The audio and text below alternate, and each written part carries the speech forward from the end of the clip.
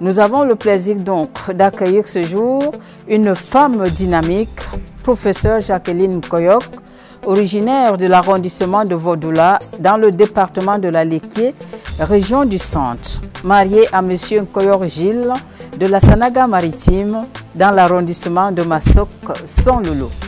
Le professeur Jacqueline Koyok est donc chef de département de sociologie à la faculté des lettres et sciences humaines à l'université de Douala. Ancienne déléguée régionale du ministère de la Jeunesse et de l'Éducation civique du littoral, ancienne administrateur du développement à la Commission économique des Nations Unies pour l'Afrique, ancienne présidente de section OFRDPC du Vourou 2. Elle est également consultante auprès de la Banque africaine de développement, de l'UNESCO, du Programme des Nations Unies pour l'environnement, en abrégé PNUD, accréditée à plusieurs institutions des Nations Unies. Elle est également présidente nationale de Jeunesse sans frontières, directeur exécutif de la Confédération des organismes d'environnement en Afrique centrale, en abrégé CONCAV. Observateur à l'Assemblée paritaire de l'Union européenne, Afrique, Caraïbes et Pacifique. Pas de moindre, présidente du Conseil d'administration Partenariat Afrique-Canada pendant 10 ans.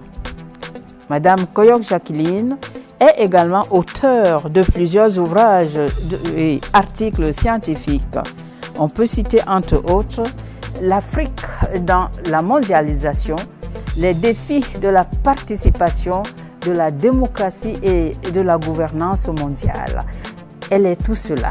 Nous vous invitons donc à découvrir cette belle dame au parcours exceptionnel, pluridimensionnel.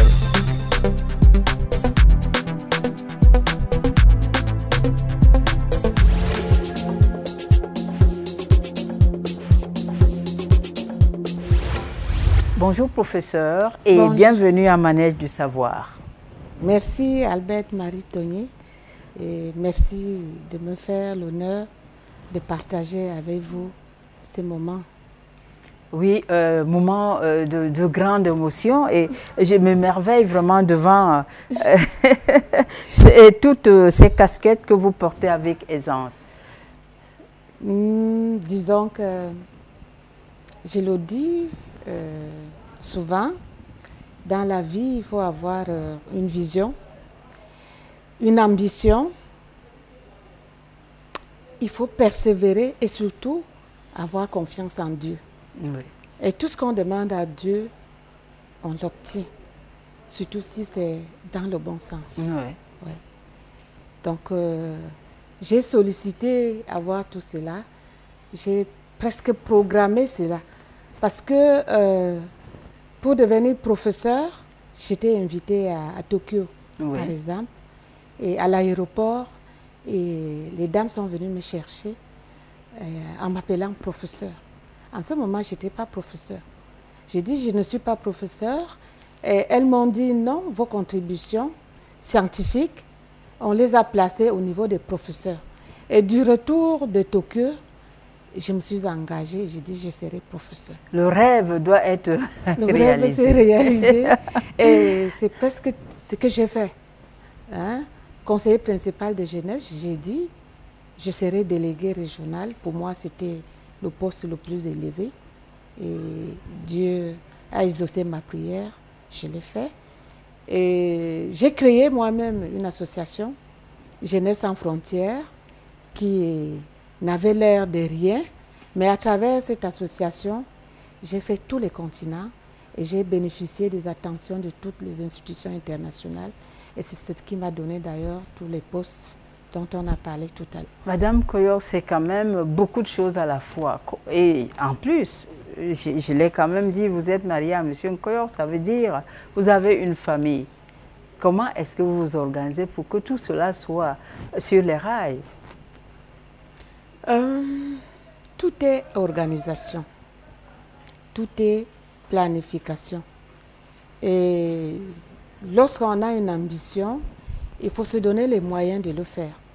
Et j'arrive à assumer mes tâches de ménage et les activités professionnelles, les activités dans le cadre de l'engagement civique, parce que tout ce que j'ai fait dans le monde, et je l'ai fait partout, auprès de l'Union européenne, auprès de l'UNESCO, auprès de la Banque africaine de développement, auprès de beaucoup d'institutions, c'est pour le plaidoyer en faveur du continent africain. Oui.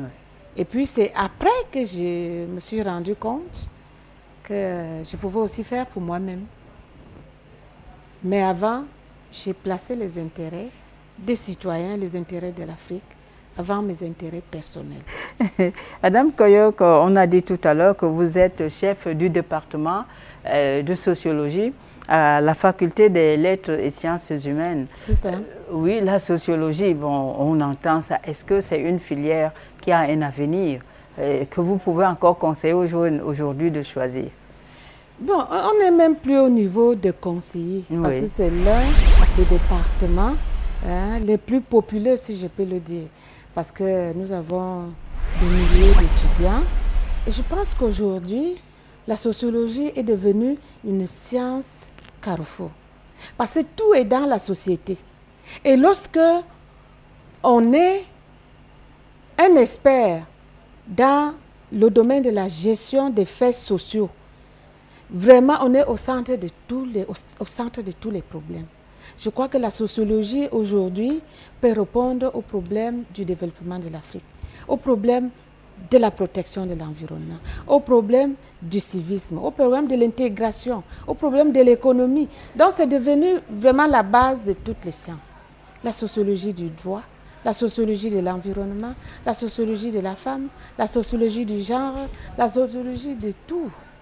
Donc, je ne sais pas si aujourd'hui, un étudiant peut venir dans ce département et se tourner les pouces. Nous avons des filières professionnelles qui débouchent sur la gestion des affaires politiques. Nous avons la gestion des collectivités décentralisées.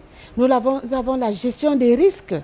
Nous savons qu'aujourd'hui, le manque de gestion des risques est à l'origine de l'échec de beaucoup de programmes. Mais je pense que avec ces filières et les débouchés aujourd'hui disponibles, je dis prêts pour les étudiants, la sociologie, je ne dis pas qu'elle peut supplanter la philosophie, elle est aujourd'hui considérée comme la mère des sciences. Oui, la mère des sciences qui décèle les problèmes et qui propose des solutions. Qui propose. La philosophie, peut-être, je ne veux pas rentrer dans un domaine que je ne maîtrise pas, mais la sociologie diagnostique, détecte, évalue, propose les solutions. Oui. Évalue même les solutions et réagissent au cas où elles ne sont pas adaptées. Donc vraiment, c'est une discipline multidimensionnelle qui permet à l'homme de se remettre en question. Vous vous remettez vous-même en question. Descartes disait, connais-toi, c'est tout ce que je sais, ce que je ne sais, rien. Ouais. Mais vraiment, et si tout être humain pouvait se dire au départ, je ne sais rien, et je vais apprendre des autres, il n'y aurait même pas de conflit. C'est ça. Voilà. Mais comme l'orgueil fait que les gens pensent qu'ils connaissent tout, et qu'ils peuvent donner des leçons partout, et qu'ils n'ont rien à apprendre des autres, nous nous retrouvons souvent dans les travers de la vie courante. Oui.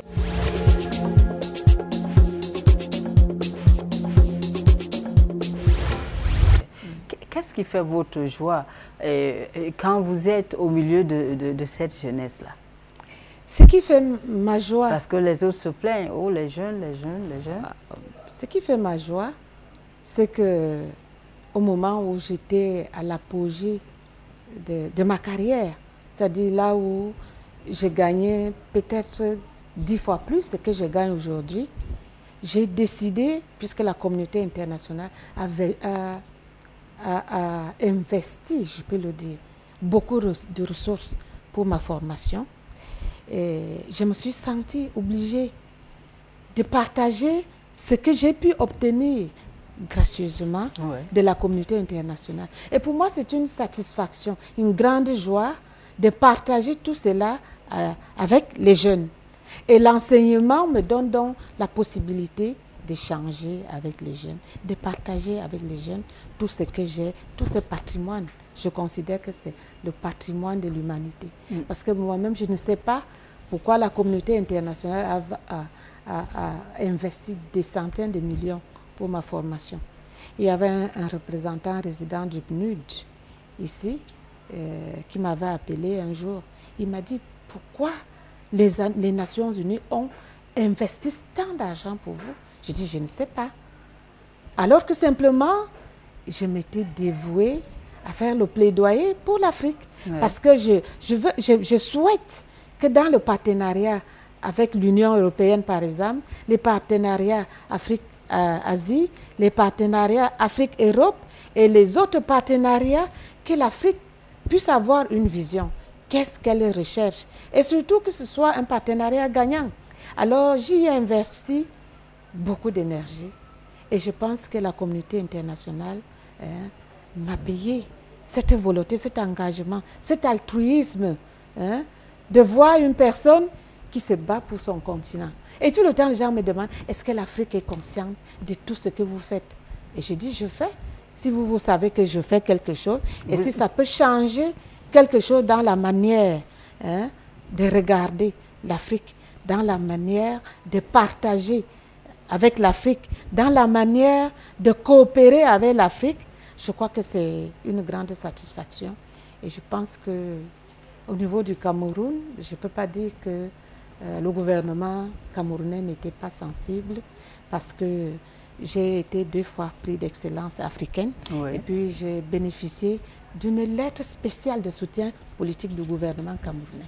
C'est-à-dire, lorsque je suis face à une institution internationale, je dois solliciter l'appui du gouvernement, et le gouvernement me donne cet appui parce qu'ils ils avaient évalué tout ce que j'ai pu faire pour l'Afrique et pour le Cameroun. Et quel regard les hommes que vous rencontrez dans ces différentes organisations posent sur vous? Le regard des institutions internationales, ils me regardent comme une femme engagée pour son continent. Une femme qui cherche, parce que je ne dis pas seulement ce qui doit être fait, je propose. Je mène les recherches et je dis voilà ce qui peut être fait. Mais au niveau des personnes, j'ai travaillé avec des organisations africaines, des organisations camerounaises, des organisations américaines, des organisations asiatiques. Et je pense que la collaboration, la coopération n'était pas perçue de la même manière partout. Au niveau du Cameroun, par exemple, il y avait un courant qui pensait qu'elle avait tout. Elle a tout pour elle. Alors que chaque fois, j'ai placé 1, 2 Camerounais, mais je ne suis pas responsable si, après, la personne placée n'a pas pu percer. N'a pas pu percer, parce que c'est une question d'efficacité. Lorsque vous êtes efficace, et d'engagement. Et d'engagement. Lorsque vous êtes efficace et engagé, les gens vous appellent. Et je dis toujours aux gens, j'ai payé le billet d'avion, je ne l'ai même pas payé parce que ma première sortie du Cameroun, j'ai eu une mission du ministère de la Jeunesse. J'étais en mission et il m'avait acheté le billet d'avion pour aller à Rio de Janeiro. Mais par la suite, des centaines de millions ont été payés par des organisations internationales pour que je me forme, pour que je participe aux réflexions, pour donner ma part de contribution aux grands défis de l'Afrique et du monde. Et je pense donc que je ne peux pas juger ceux qui pensaient que c'était de l'extravagance et qu'elle était partout, parce qu'on ne peut pas être partout si les gens ne vous sollicitent pas, et surtout s'ils ne comprennent pas que vous apportez quelque chose au débat, parce que les organisations ne dépensent pas leur argent. Vainement. Voilà, c'est ça. Donc, au niveau des partenaires, je peux dire, l'écho a été favorable. Et je reviens un peu à Madame Foning, qui m'a dit un jour, partout où je vais, lorsque les gens me voient avec le badge Cameroun, on me demande, est-ce que vous connaissez Jacqueline Koyok? Et je peux vous dire, j'ai fait tous les continents. J'ai travaillé avec toutes les institutions, toutes. Et puis, quand il y a une rencontre au sommet, toutes les rencontres au sommet des années 90, j'ai été invitée à présenter une communication. J'ai été prise en charge et après, j'ai continué la collaboration avec ces institutions. Et je me dis, on ne peut pas faire tout cela de soi-même. C'est pour cela que je vois derrière ça un don, une grâce divine. Oui. Voilà, donc c'est ça. Et Madame Koyok et Gilles, dans tout ça, votre époux? Bon, il est là, mon époux. Au départ, comme tous les hommes, il pensait que voyager tous les jours aux Amériques, en Europe et partout, je n'allais pas revenir. Mais c'est une question de conscience et d'engagement. Et de confiance. Et au niveau international, les gens ont toujours dit qu'ils n'avaient jamais vu une dame aussi indépendante.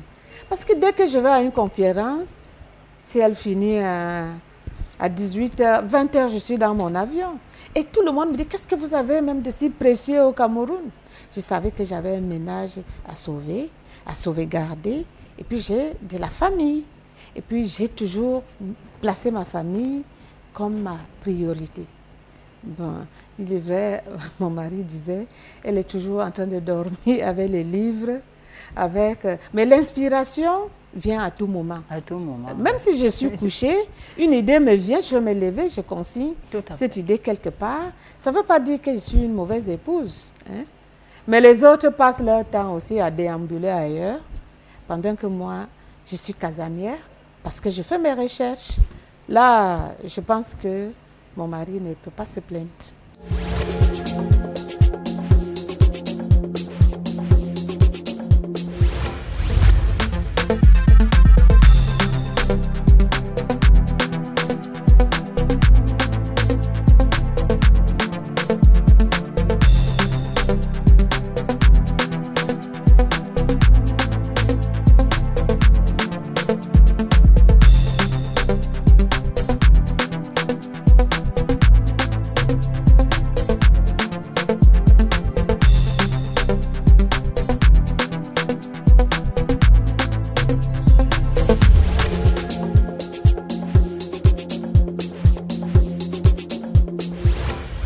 Vous avez toujours trouvé un petit moment de consigner quelque part, ce qui vous a paru important pour la génération à venir.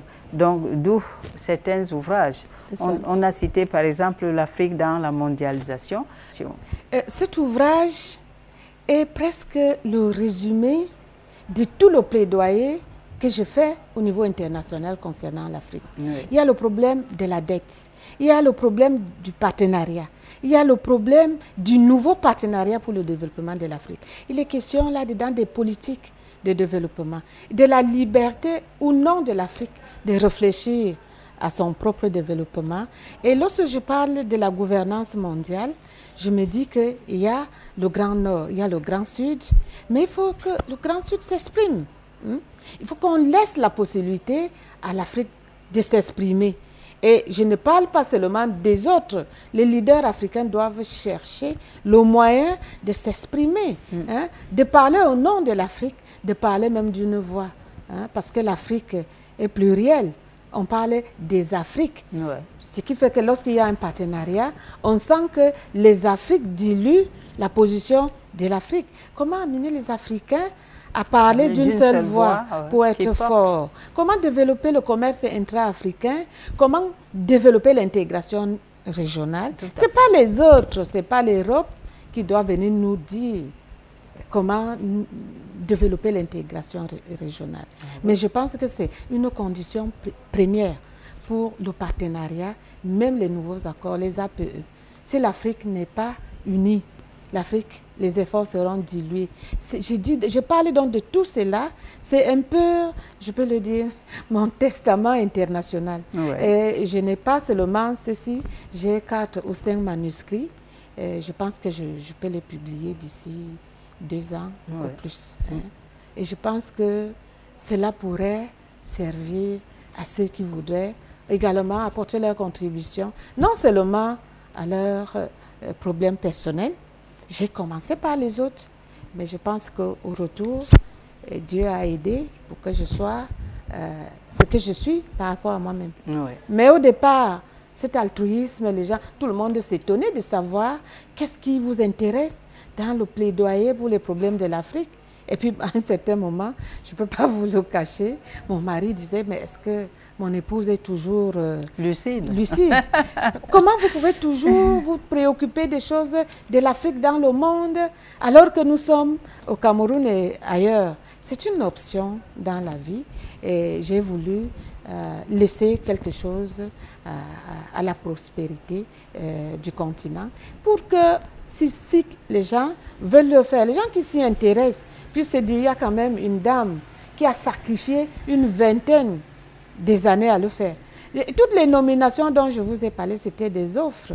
Le secrétaire général des Nations Unies m'offre le poste d'administrateur de développement à la Commission économique des Nations Unies parce que je participe à un débat sur les African Reality. Il apprécie les débats, il demande qu'on me fasse un contrat. Donc moi, j'étais au Cameroun et je reçois donc un contrat. Est-ce que vous le signez? Si vous le signez, on vous envoie le billet d'avion et c'est comme ça que j'ai eu ce contrat. Et j'ai eu d'autres contrats comme ça, simplement parce que les gens ont regardé qu'est-ce qu'elle a pu faire et comment elle le fait. Quel est son niveau d'engagement et j'ai bénéficié de beaucoup de choses par rapport à ça. Le service des intéressés? Oui, le service des intéressés, je peux le dire. Et je dis, c'est lui qui donne, en reçoit doublement. Oui. Ça, je peux dire que c'est ça. Tant que vous ne donnez rien, vous ne recevez pas. Et quand vous donnez, vous recevez peut-être 10 fois, 100 fois ce que vous avez donné. Nous revenons à la jeunesse, parce que vous tournez tout autour. Oui. On l'a dit, ancienne déléguée régionale de la jeunesse et de l'éducation civique. Oui. Qu'est-ce que vous gardez de ce passage-là? Les jeunes, c'est mes jeunes. Et partout où je suis, à l'université, c'est la jeunesse universitaire. Oui. J'ai travaillé avec la jeunesse non universitaire, la jeunesse scolaire, la jeunesse extrascolaire. Mais aujourd'hui, j'ai un autre regard sur les problèmes de la jeunesse. Je me dis, il y a des projets multiples. Comment faire pour que les jeunes puissent en bénéficier? Et je vous ai parlé tout à l'heure de la gestion des risques. Et je pense que si on intègre le volet gestion des risques dans les projets concernant les jeunes, les multiples projets concernant les jeunes, ces projets peuvent être efficients et permettre de changer les conditions de vie de plusieurs jeunes au Cameroun. Oui. Et vous pensez qu'à l'université, vous apportez un plus par rapport à ce passage, ça vous permet également de... Puisque les normes universitaires demandent aujourd'hui que la recherche, les recherches, nous sommes des enseignants-chercheurs, et que cette recherche apporte des solutions aux problèmes du développement du Cameroun. Et toutes les recherches dont je parle ciblent l'Afrique et à l'intérieur le Cameroun. Il y a même les recherches ciblées sur la corruption, sur le rôle du citoyen dans la capitalisation des acquis, sur le rôle même de la société civile pour le développement du Cameroun, sur la démocratie, le peuple et la démocratie, les transitions démocratiques, hein, et puis toutes ces recherches sont destinées à changer quelque chose au niveau des processus de démocratisation, au niveau des processus de développement, au niveau des programmes d'appui à la jeunesse. Et je pense que si les jeunes que nous formons deviennent les experts, parce qu'ils vont aller sur le terrain, hein, impulser une autre dynamique dans la manière de gérer les projets des jeunes, dans la manière de pratiquer la démocratie, dans la manière de mobiliser les ressources, dans la manière de gérer les risques, d'apprendre à planifier en prenant en compte la notion de gestion des risques. Nous pensons que c'est un appui important parce qu'il ne cible pas un individu, il cible un ensemble. Et je suis convaincue que cela portera des fruits d'ici quelques temps. L'éducation n'est pas une action à résultat immédiat. Les uns appellent effectivement. Voilà, c'est ça. Professeur Jacqueline Koyok, nous allons sortir par cette question. Quel Cameroun rêvez-vous en tant que femme politique? Parce que vous êtes également ancienne présidente de section au FRDPC du Vouri 2. Ouais. Un Cameroun politique, un accent doit être mis sur le développement de la culture politique, le renforcement des capacités des partis politiques, le renforcement des capacités des masses populaires. Parce que nous sommes dans une démocratie de masse. Il est donc question de renforcer les capacités des masses. Il est question, si les gens veulent réussir dans les partis politiques, d'éviter des confrontations inutiles. Une élection, ça se prépare. Ouais. Une élection, ce n'est pas pour aller contrecarrer la stratégie de l'autre. Qu'est-ce que je fais pour pouvoir gagner? Pas simplement pourquoi l'autre le fait. Nous sommes à une année ou deux des élections. Il est temps que chacun se prépare pour le faire. Il y a le nouveau code électoral qui doit être lu par chacun. Tous ceux qui aspirent à être des hommes politiques et des femmes politiques doivent maîtriser le nouveau code électoral. Tout y est. Tout y est. Et ce n'est pas au niveau il ne faut pas qu'on soutienne ou bien il ne faut pas qu'on encourage. Tout est dans la maîtrise de ce qui est dit dans le nouveau code électoral. Et qu'est-ce que la Constitution dit? Parce que le reste, c'est des agitations qui n'ont rien à apporter, alors que les faits sont là. D'ici peu, les gens seront surpris. Ouais. Voilà. Alors qu'il faut se préparer. Qui veut aller loin doit ménager sa monture. Professeur Koyok, on a été très enrichis par votre partage. L'équipe de Manège Savoir vous dit merci. Merci d'être passé à la CRTV. C'est moi qui vous dis merci et à très bientôt. À très bientôt, madame. Surtout, bon vent parce que vous faites la fierté de la femme africaine et la camerounaise, j'aime bien le dire. Et je vous aime pour cela également. Merci beaucoup. Merci, mesdames, messieurs. Merci pour votre sollicitude à être toujours branchés à la meilleure des ondes, la CRTV. Bonne journée.